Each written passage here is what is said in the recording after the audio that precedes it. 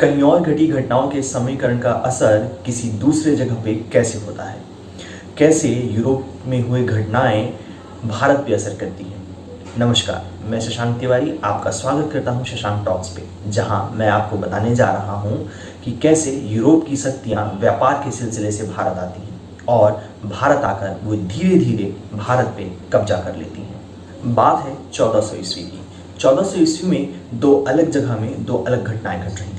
जहां एक और 1400 ईस्वी के मध्य में यूरोप में पुनर्जागरण काल का दौर चल रहा था, वहीं दूसरी तरफ भारत में मसाला का व्यापार चल रहा था। भारत में मसाले दक्षिण भारत में बहुतायत मात्रा में बनाए जाते थे। यहाँ से अरब व्यापारी के द्वारा मसाले कस्तूनिया, जो कि टर्की में जगह थी, वहां तक पहुंचाए जाते थे और वहां इटली के व्यापारियों के द्वारा पूरे यूरोप में मसालों का व्यापार किया जाता था। इधर उस्मानिया सल्तनत का कस्तूनिया और एशिया माइनर में कब्जा हो जाता है और इस वजह से मसाले भारत से यूरोप तक नहीं पहुंच पा रहे थे। यूरोप के लिए मसाले बहुत ज़रूरी हो चुके थे, क्योंकि मीट को प्रिजर्व करना और टेस्ट बढ़ाने के लिए मसालों का यूज़ किया जाता था। पर कस्तूनिया पे उस्मानिया की कब्जा की वजह से मसाले यूरोप में नहीं पहुंच रहे थे। वहीं यूरोप में पुनर्जागरण का दौर चल रहा था। इस पुनर्जागरण के दौर में साहित्य और धर्म में बहुत से सुधारे हुए। वहीं दूसरी तरफ विज्ञान के क्षेत्र में आविष्कार किए गए, बड़ी बड़ी जहाजें बनाई गई जो लंबी दूरी तय कर सके समुद्र के रास्ते से।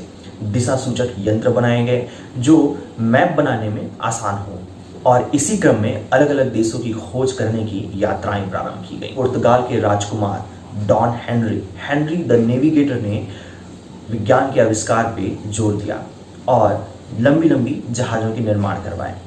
वो चाहते थे कि दूसरे देशों की भी खोज हो और हम व्यापार बढ़ा सकें।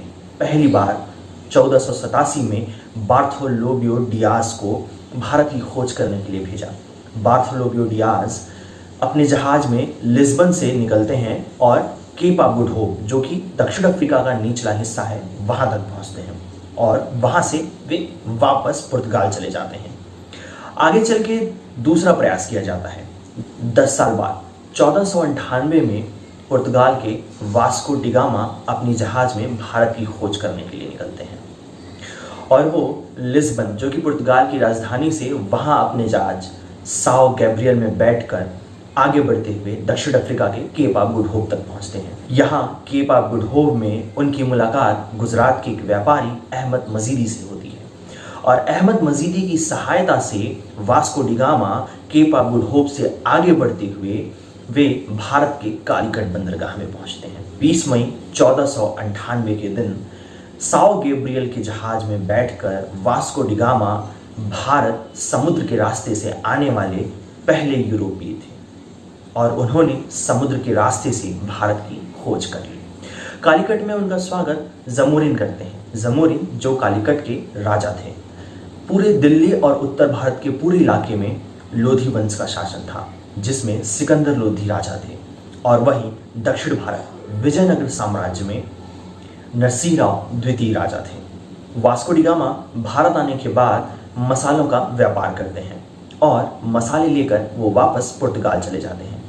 पुर्तगाल में उन्हें इन मसालों से बहुत ज़्यादा मुनाफा होता है। तकरीबन 60% का मुनाफा वो इन मसालों से करते हैं और 1502 में वे वापस भारत आते हैं और 1502 में भारत आने के बाद वे कोचीन में 1503 में अपनी पहली फैक्ट्री डालते हैं। यहाँ मशीनें नहीं थीं। इस फैक्ट्री में केवल मसालों का संग्रहण किया जाता था और फिर 1505 में कन्नूर केरल में ही दूसरी फैक्ट्री डाली जाती है। 1524 में वास्को डी गामा भारत तीसरी बार आते हैं और 24 दिसंबर 1524 में उनकी मृत्यु हो जाती है। इस प्रकार सिलसिला चलता है यूरोप की शक्तियों के भारत आने का। धीरे धीरे और भी शक्तियां भारत आती हैं। इसके बाद डच, अंग्रेज, डेनिश और फ्रांसीसी अपने अलग अलग समय में भारत आते हैं और धीरे धीरे भारत में व्यापार के साथ साथ उनका कब्जा भी होता जाता है। खास बात यह है कि पुर्तगाली भारत आने वाले सबसे पहले यूरोपीय थे। वे 1498 में भारत आए और 1961 में भारत से जाने वाले भी सबसे अंतिम यूरोपीय थे और इस प्रकार भारत में यूरोपीय शक्तियों का आगमन होता है।